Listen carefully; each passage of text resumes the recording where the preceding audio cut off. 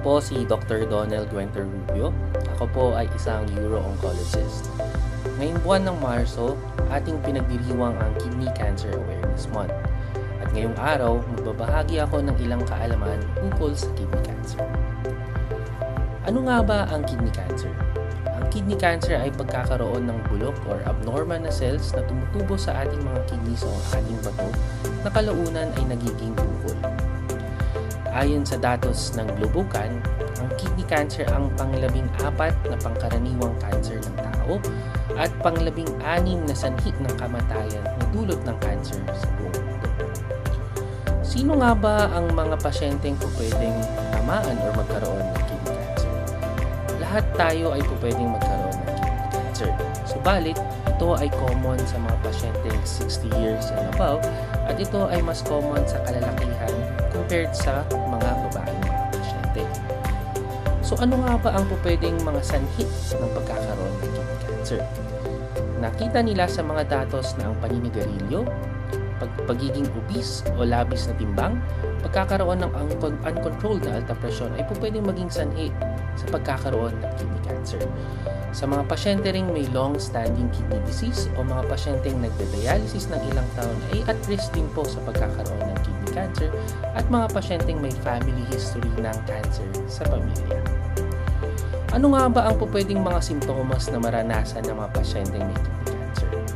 Ang mga pasyente ito ay pwedeng magreklamo ng pananakit ng tagiliran o ng tiyan. May mga pasyente ring umiihi ng dugo.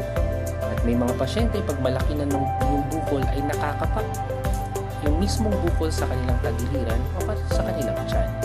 May mga pasyente rin na nagkakaroon ng hindi maipaliwanag na pagbawas ng timbang, labis na kabuguran o yung mga pasyente rin nagkakaroon ng bouts of fever. So paano nga ba nalalaman na may kidney cancer ang isang tao? Unang-una sa lahat ay ang mga simptomas na tulad ng nabanggit ko kanina. Pangalawa ay pagkakaroon ng simpleng urinalysis or examination sa ihi na pwedeng magsabing may presensya ng dugo sa ating ihi. Pangatlo ay ating mga imaging studies tulad ng ultrasound or CT scan na pwedeng magpakita ng presensya ng bukol sa ating mga kidneys.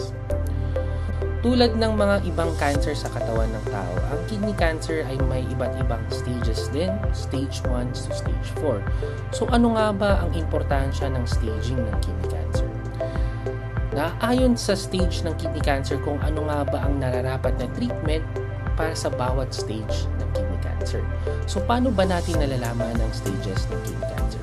Ito ay based sa size ng bukol na nasa kidney at ito ay nagdidepende rin kung nasaan yung bukol, kung ito ba ay lumabas na sa kidney o lumabas na sa balot ng kidney. Ang stage 1 ay usually sa mga pasyenteng may less than 7 centimeters na bukol. Ang stage 2 naman ay usually mga pasyenteng may more than 7 centimeters na bukol sa kidney. Ang stage 3 naman ay mga pasyenteng kumalat na sa balot ng kidney o minsan kumalat sa ugat na nagsusupply sa ating kidney o mga kulani sa paligid ng kidney. Samantalang ang stage 4 ay mga pasyenteng kumalat na sa ibang bahagi ng katawan tulad ng baga, atay o ating mga buto.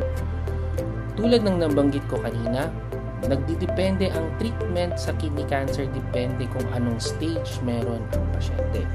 Kung maaga pa, tulad ng stage 1 o stage 2, kadalasang operasyon lang ang kinakailangan. Pwedeng tanggalin ang bukol lamang sa kidney o pwedeng buong kidney ang tinatanggal. Depende kung gaano kalaki o kung nasaan ang lokasyon ng bukol sa ating mga kidney. Ngunit alam natin na mas maganda ang chance gumaling kapag mas maagang na-detect ang kahit na anong cancer sa katawan ng tao. Kung stage 3 naman na cancer ng kidney, inooperahan pa rin po pero mas masinsin dahil po pwedeng apektado na ang ugat o mga kulaning nakapalibot sa ating kidney. At minsan may tsansang dagdagan ng gamot pagkatapos ng operasyon para siguradong makontrol ang sakit. Subalit, pag ang pasyente ay meron ng stage 4 or kumalat na sa ibang parte ng katawan ng tao, dito hindi na lang operasyon ang pwedeng gawin sa pasyente. Gumagamit din tayo ng mga gamot para pabagalin ang cancer at makatulong sa pakiramdam at pampahaba ng buhay ng pasyente tulad ng molecular targeted therapy o ang immunotherapy or ang immune checkpoint inhibitors tulad ng pembrolizumab. So, tulad ng ibang cancer, habang mas maagang nadidetect, mas mataas ang tsansa ng survival ng pasyente. Kung makikita natin dito, kung localized pa lang ang cancer ng pasyente, ibig sabihin stage 1 or stage 2, ang overall survival nila sa 5 taon ay umaabot sa higit 92.9% na kumpara sa pasyenteng may locally advanced kidney cancer o mga pasyenteng may stage 3, ang tsansa nila ay bumababa from 92% to 73.8% at mga pasyenteng may stage 4 cancer from 73.8% ang tsansa nila ay bumababa sa 17.4%. Alam natin na ang kidney cancer ay hindi birong sakit, ngunit kayang mabigyan ng lunas. Ang pinakamahalaga ay ang maagang pagkilos. Kaya alamin ang senyales, huwag matakot magpatingin sa doktor at huwag mawala ng pag-asa. Dahil sa tamang panahon at tamang kaalaman, may pag-asa, may laban, may bukas. Maraming salamat po.